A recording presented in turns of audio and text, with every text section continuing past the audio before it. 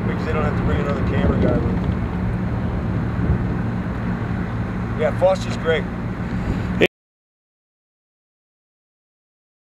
And it just keeps on snowing. So we have snow in the forecast for the next 9 days. We just have received about 2 feet of snow in the past 24 hours. The snow is coming down at about a rate of 1 inch an hour. So the conditions are unbelievable, and it's just great insurance for set up for a good base yesterday, so yeah, it's definitely good skiing today. Expecting more with this storm, hopefully. Yeah. Snow. It's nice. Nice. Better than you'd think, actually, because it seemed pretty sticky yesterday. It's right up there. The conditions are super good.